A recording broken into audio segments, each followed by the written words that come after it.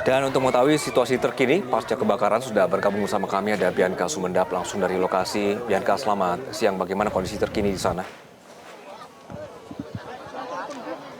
Ya, selamat siang Anggi dan pemirsa. Informasi yang dapat kami sampaikan bahwa saat ini saya sudah berada tepatnya di posko pengungsian di mana Anggi serta pemirsa malam tadi tepatnya sekitar pukul 20:55 telah terjadi kebakaran tepatnya di daerah Kemayoran, Jakarta Pusat, di mana api yang menghanguskan lebih dari 354 ada yang terdampak dan juga ada sekitar 200 rumah begitu yang terdampak.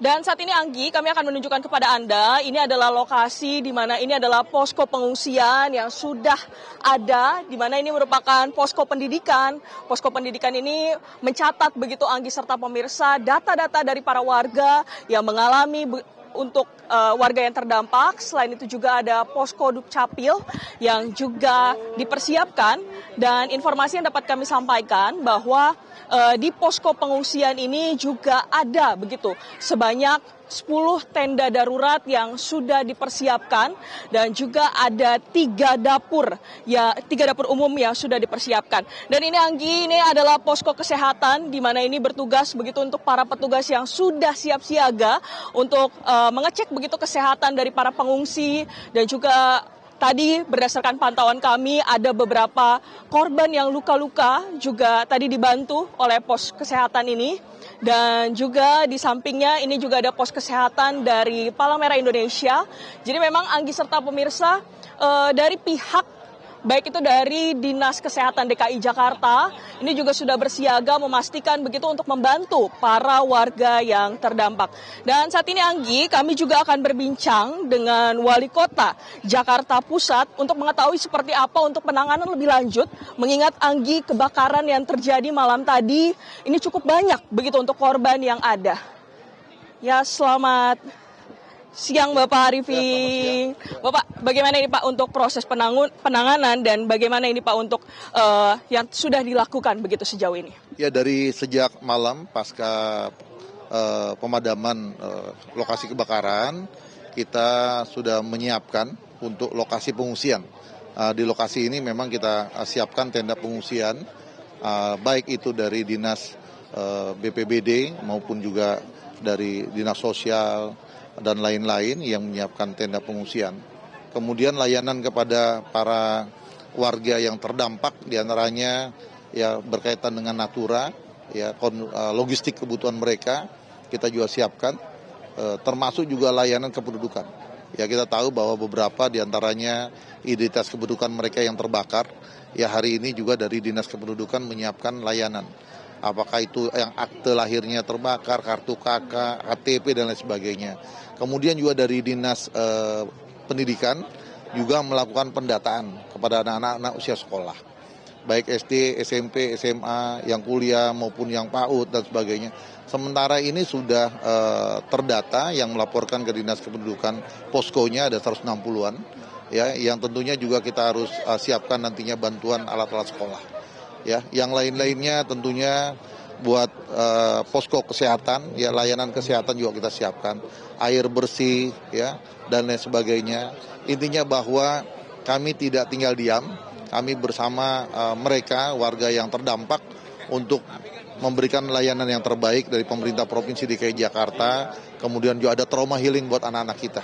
Ya, inilah cara kita untuk bisa membantu warga kita yang terkena musibah kebakaran di Kelurahan Kebun Kosong ini. Baik Pak, jadi memang sudah ada langkah begitu Pak ya yang sudah dilaksanakan. Pak, kalau berbicara untuk angka pasti Pak dari korban ini ada berapa dan rumah begitu Pak, ini angka pastinya ada berapa ini Pak? Sementara hasil pendataan ya yang dilakukan oleh RT RW, lokasi kebakaran kita ini berada di lokasi RW 04. Di mana RW 04 itu ada 5, 12, 13, 14, 15, 16, 5 RT. Ya, di 5 RT di RW 04, kemudian juga ada 3 RT di RW 05, di mana jumlah bangunan rumah tinggalnya lebih kurang ada 304 bangunan, dengan jumlah KK-nya ada 354 KK, dengan jumlah jiwanya ada 679 jiwa.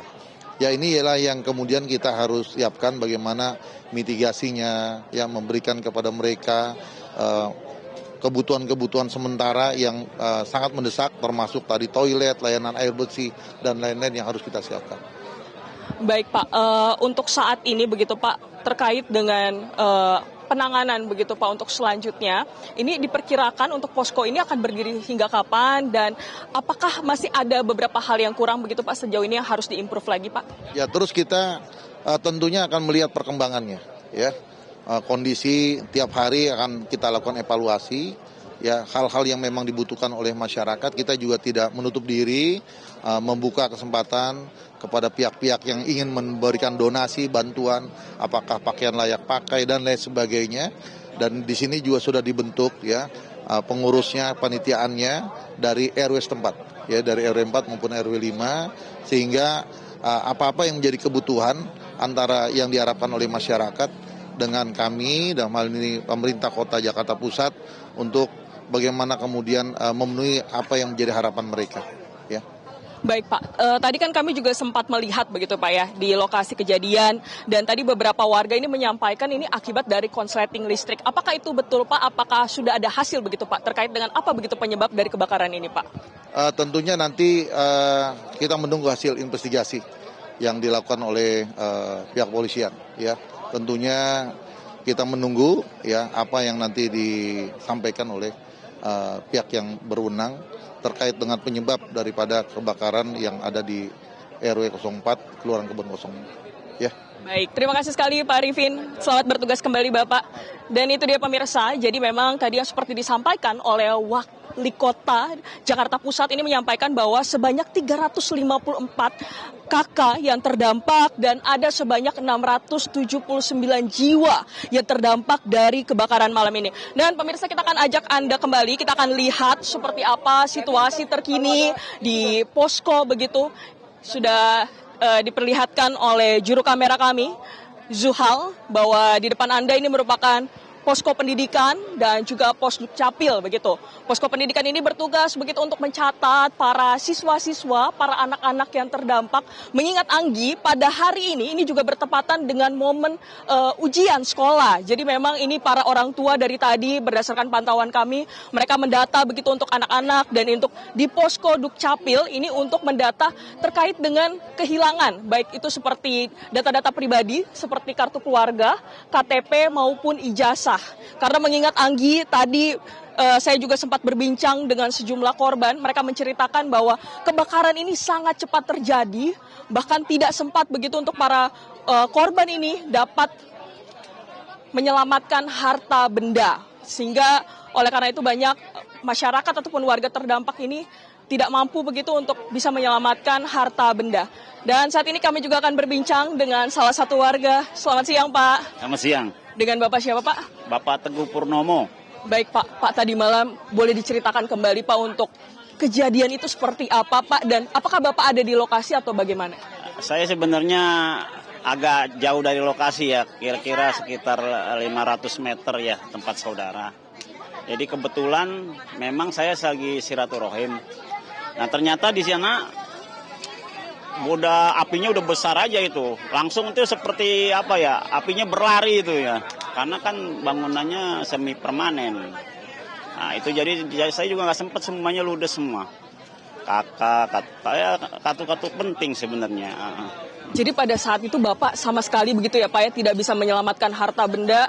Tapi keluarga posisi bagaimana itu Pak pada saat itu? Keluarga memang silaturahim bersama saya, anak saya 2. Dan saya juga sendiri, ya begitu berlari udah kelalap api semua bangunannya udah gitu.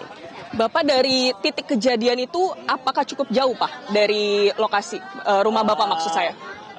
Rumah saya maksudnya yang saya terdampak itu langsung kena terbakar itu rumah saya. Baik Pak, ini untuk harapannya Pak bagi pemerintah ini seperti apa ini Pak? Ya kalau bisa di bangunannya dikasih batu batakola ya, jangan kayak maaf. Jadi jangan kayu lah, seperti yang di sebelah ini di Gang Laler nih, jadi dikasih batu batu bata atau batu batako ya, jadinya nggak gampang terbakar begitu. Baik. Terima kasih sekali Pak untuk informasinya. Jelajahi cara baru mendapatkan informasi. Download Metro TV Extend sekarang.